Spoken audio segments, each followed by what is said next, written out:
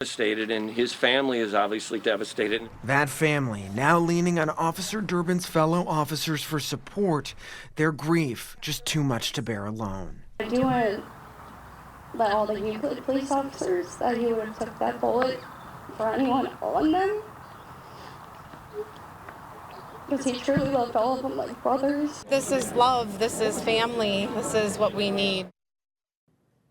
Just absolutely heartbreaking. Good morning, everyone, and thank you for joining us on this somber Saturday morning. I'm Mike Holden in for Tessa DeTiro. In just a few minutes here on News 5, a procession carrying the body of Officer Jacob Durbin will begin its journey through Northeast Ohio. It starts outside of the A. Pepe & Sons Funeral Home in Middleburg Heights. The procession will then head east on Bagley and Pleasant Valley roads before turning north on Broadview Road, finally stopping at the St. Columkill Church in Parma. The funeral there is scheduled for 11 o'clock this morning. Now, following all of those services, Officer Durbin will be laid to rest at St. Mary's Cemetery in Cuyahoga Heights. We want to check back in live this morning with our very own Cameron Justice, who is outside of A. Pepe & Sons Funeral Home there in Middleburg. Cam, we said it is such an outpouring of community support. We heard from Officer Durbin's fiance and mother off the top of this show. I can't even imagine what they're going through. What are you seeing right now? Yeah, Mike, I will say when we thought there was going to be community support, I don't know how big we thought it was going to be, but it is getting very big. The parking lot here at the funeral home is starting to fill up. There is an overflow parking lot across the street. But there are law enforcement departments from all across Northeast Ohio here in support of the Euclid Police Department, in support of Officer Durbin's family, because this is truly a community effort. You can see behind me, there's a line of police motorcycles that will be helping lead the procession this morning.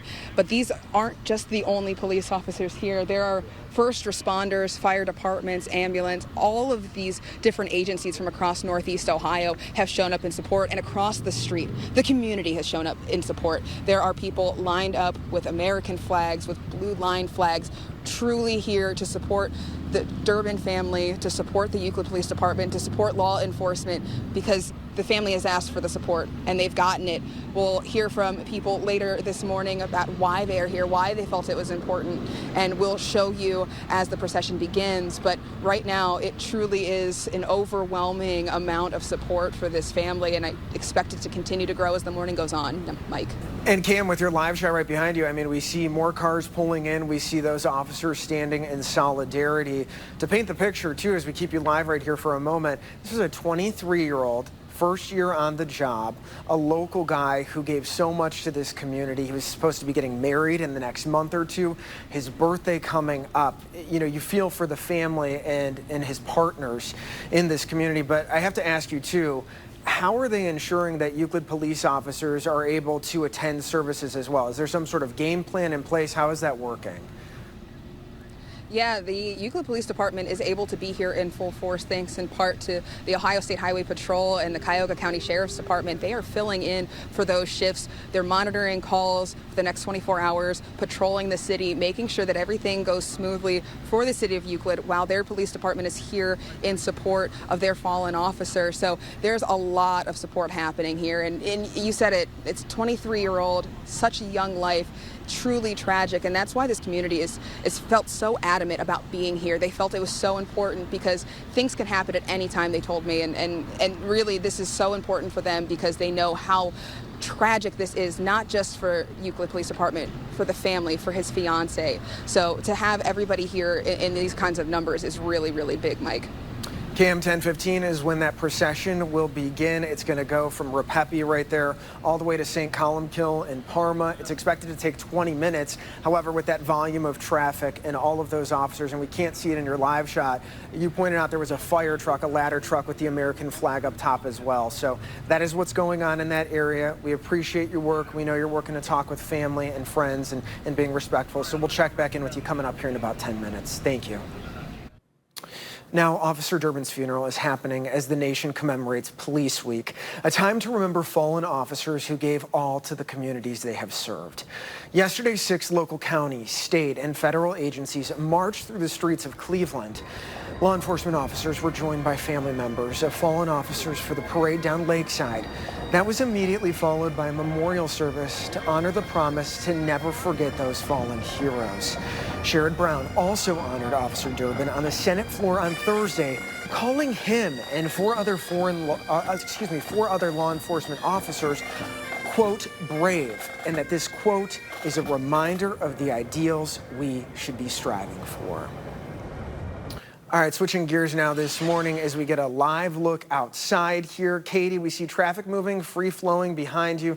Still a little bit of fog overhead, but I can only imagine in Middleburg Heights as well, folks hoping that fog will clear out too. Yeah, we are starting to see improvements in the visibility. The biggest issue is the more north you get, closer to the lake, that's where we are going to have the fog linger the longest. Visibility is going to be an issue across the lake. For most of us, that's not a problem. Okay, I'm not going on a boat today, but closer to the lake shore, it's going to be a little bit harder to get rid of those clouds, to get rid of the fog, and we're seeing that right now in downtown. It's bright and beautiful down in Worcester, 72, and we had some thunderstorms. Well, actually, there were more just downpours yesterday. We had several of them ongoing throughout the afternoon and evening, a huge factor into why we had dense fog develop overnight, calm winds too. But notice here that we are no longer underneath that dense fog advisory, with the exception of the lake. This is the crib cam looking downtown. When you look from downtown into the lake, it's basically just a wall of gray because of all that fog. So fog lingering there. A range of temperatures. Cleveland's water temperature is about 56, so that goes all the way from Erie over to Toledo. So it's much colder water near Erie. 56 for Cleveland, and then it gets into the 60s for Toledo. And that's due to the fact that actually near Toledo, it's the shallowest part of the lake. Deepest, you might have guessed it, over in Erie. Today overall, though, is going to be a nice day. We have that fog lingering and a lake breeze will set up. So not only will it be a little bit tougher to get rid of the fog farther up to the north throughout this afternoon, it's going to feel a bit colder there. Maybe some spots getting stuck into the upper 60s. Warmer inland, and there is a chance to see an isolated shower or storm this afternoon. I'll time out when I expect that and also where it's most likely to occur coming up. All right, Katie, we know you'll stay on top of it. We want to get out to a traffic alert this morning and let you know about something happening right now as we speak. So thousands of runners and spectators from all over have filled the streets of downtown Cleveland this morning. They've closed down some major streets and intersections, and what you're looking at right here is a list of the roads that were closed as runners crossed the finish line for the 5 and 10K. Now, those should be opening up now, if not very soon, but if you're driving through downtown, that's probably what you're running into. The marathon and half marathon will begin tomorrow morning starting at 7. The city will begin closing some roads about an hour before the race. Others won't open back up until the afternoon hours. So make sure to take a look at your TV right now if you can come over. If you have missed this, we have the full list on news5cleveland.com and our app so you can plan ahead for a smooth weekend. And don't forget about the Cleveland Asian Festival, also happening this weekend. We love it. This is the 15th year of the event that celebrates Cleveland's diverse, rich, and growing Asian culture. It's held in Cleveland's Asiatown neighborhood and offers tons of family-friendly activities as well as delicious foods. You see the people lining up there. Now, the Cleveland Asian Festival is open from 11 a.m. to 7 p.m. today and tomorrow. Parking in that area could be a little challenging just based on the volume of people, so you may want to consider using an Uber or a Lyft or even carpooling so you can make sure you're there in time. Coming up this morning, right here on Good Morning Cleveland, some parts of Houston, Texas were left completely destroyed after severe storms tore through that area. Officials are now updating the number of people left dead.